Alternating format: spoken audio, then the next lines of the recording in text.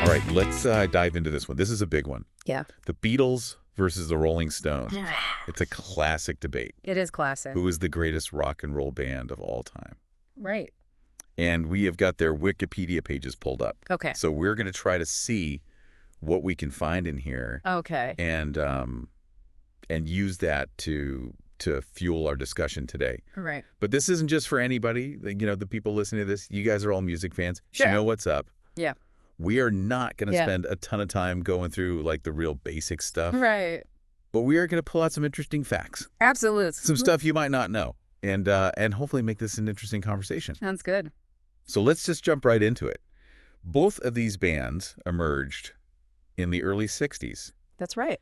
That was a crazy time. Yeah. You know, post-war, the economy is booming. Uh-huh. Elvis is shaking things up.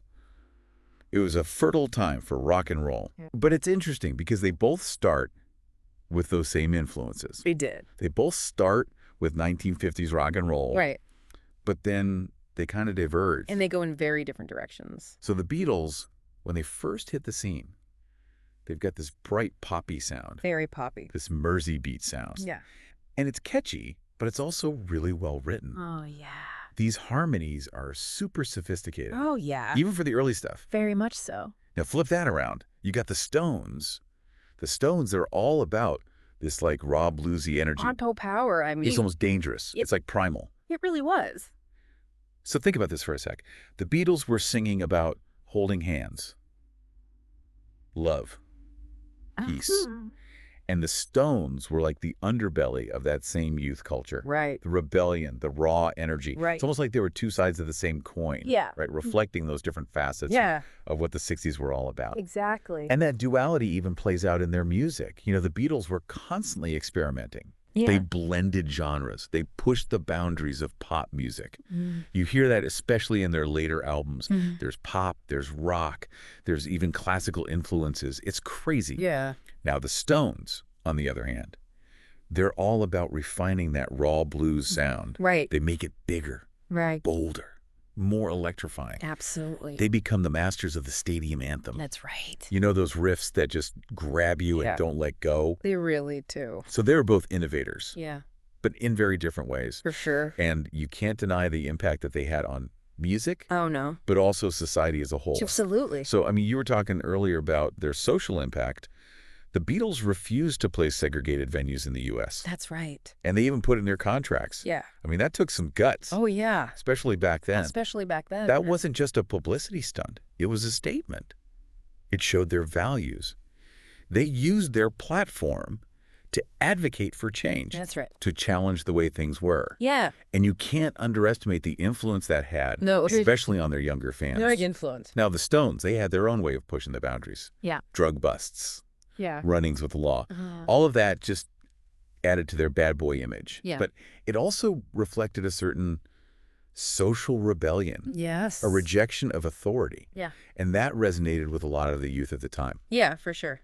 So it's fascinating how both bands, while taking totally different paths, became these symbols of the counterculture movement. They did. Yeah. It wasn't just about the music. It was Yeah. about questioning the world around them, Absolutely. you know, Yeah. challenging the norms. Yeah, that's right. And they both did that in their own way. For sure. It wasn't just about, you know, like making statements. They were both pushing the boundaries musically. Oh, yeah, for sure. Musically, they were both, they were evolving in very interesting ways. The Beatles, particularly, they went through a metamorphosis, really. You listen to the early stuff, and it's just pure pop, full of energy.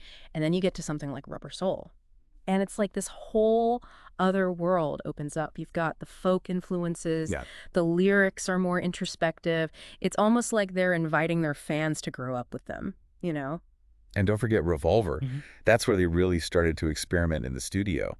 They were using tape loops and backwards recording. That's right. I mean, tomorrow never knows. It's like nothing anybody had ever heard before. Absolutely. It's a perfect example of them using the studio as an instrument, Yeah. really pushing those limits. They weren't just recording songs, they were creating soundscapes. And the Stones, they evolved in a different way. They always stayed true to that bluesy core, Yeah. but they just kept like amping it up. Right. They went from those raw, almost garage band recordings to these massive stadium-filling anthems. Yeah. I mean, think about the difference between something like Satisfaction and then later something like Gimme Shelter.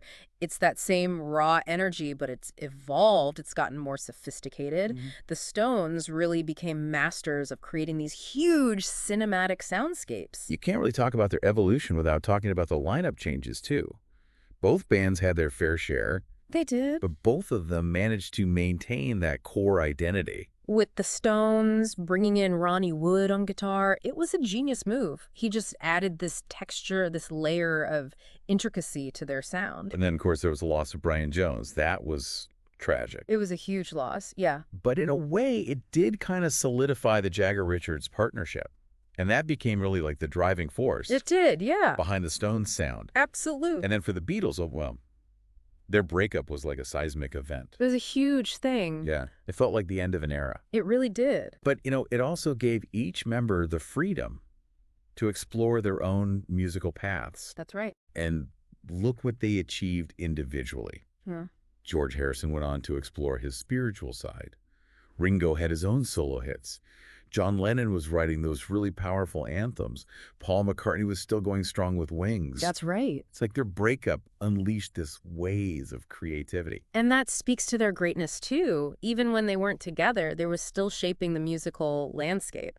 So when you're talking about, who's the greatest, it's not just about comparing the Beatles and the Stones as bands. You have to think about their individual influence as well, the sheer scope of their impact. It's like they were this force of nature. And even after they split up, that force kept rippling outward. It influenced generations of musicians. I mean, just think about all the bands that have cited the Beatles as an influence. Oasis, Radiohead, Elliott Smith. And for the Stones, you can hear their influence in bands like the Black Crowes, the White Stripes, even some newer bands like the Killers. It's crazy. It's like they planted these musical seeds. Yeah. And those seeds grew into entire forests of sound. It's really quite incredible. I like that. When we talk about greatest, it's not just about, sales figures or awards or anything like that. No. It's about that lasting impact, that Right. ability to inspire and influence people Yeah. across generations. Absolutely. That's what makes a band truly great.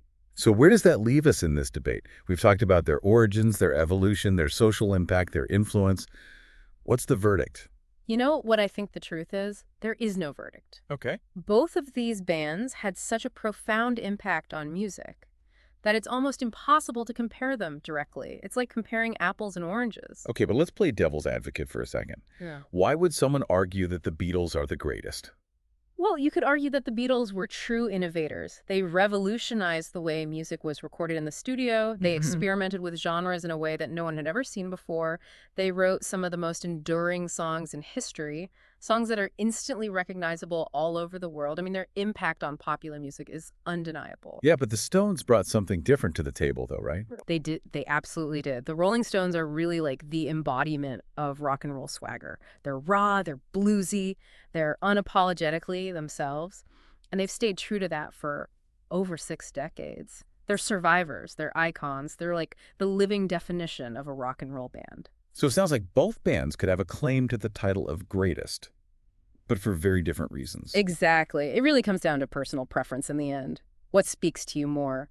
The melodic brilliance and innovation of the Beatles, or that raw energy and swagger of the Rolling Stones? That's the beauty of it. There is no wrong answer. No, there isn't. What's important is that we appreciate what each band brought to the table, recognize that profound impact that they both had on music and culture. So as we wrap up this part of our deep dive, I want to leave our listeners with this thought. Instead of trying to say one band is definitively better than the other, maybe we should just be celebrating the fact that we had both. We had the Beatles and we had the Rolling Stones. That's right. They pushed each other. They challenged each other. And by doing that, they raised the bar for everyone who came after. Yeah, they really did. They represent two different sides of that rock and roll coin. And together, they created this musical legacy.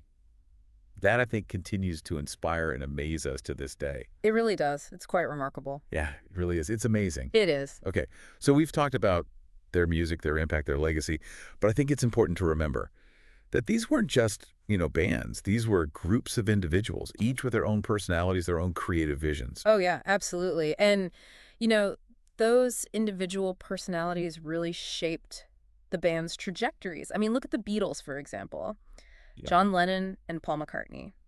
They had this incredible synergy, like two halves of the same songwriting brain. They pushed each other to create some of the most iconic songs in history. But they also butted heads sometimes, right? They Yeah. had those creative tensions, Oh, yeah, for sure. those ego battles, Yeah. which, maybe added fuel to the fire. And it ultimately contributed to their breakup, which was a heartbreak for a lot of fans. Oh, yeah. Millions of fans were devastated. And with the Stones, they had their own internal dynamics too.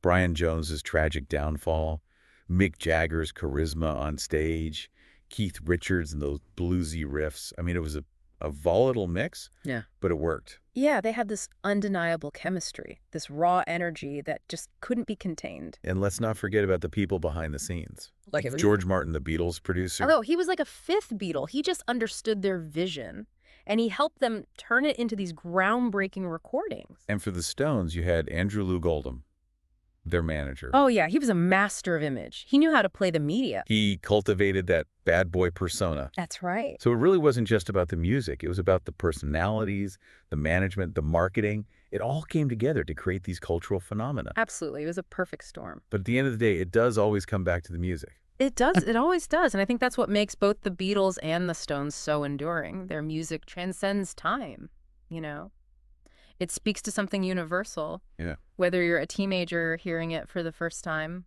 or a lifelong fan revisiting those classic albums, there's a magic there that never fades. It's like their music is woven into the fabric of our culture. You hear it in movies, TV shows, the radio. It's everywhere. It's everywhere. And that right there is the mark of true greatness. They've become more than just bands. They're cultural touchstones, symbols of an era, but also these timeless expressions of creativity and passion. So after this deep dive, have we finally settled it? Beatles or Stones? I don't think it's about settling the debate. I think it's about appreciating what each band brought to the table and recognizing the impact they both had on the world. They both changed the face of music, each in their own way. Absolutely. And maybe that's the real takeaway. The beauty of music is in its diversity. It speaks to different people in different ways. Exactly. And whether you prefer, the melodic brilliance of the Beatles or that raw energy of the Stones, there's no denying that they've both earned their place in the pantheon of rock and roll legends. And that's a legacy that's going to keep inspiring and entertaining people for generations to come. It really is. So thanks for joining us on this deep dive into the world of the Beatles and the Rolling Stones. We hope you enjoyed the journey. And until next time, keep those turntables spinning. And the music playing.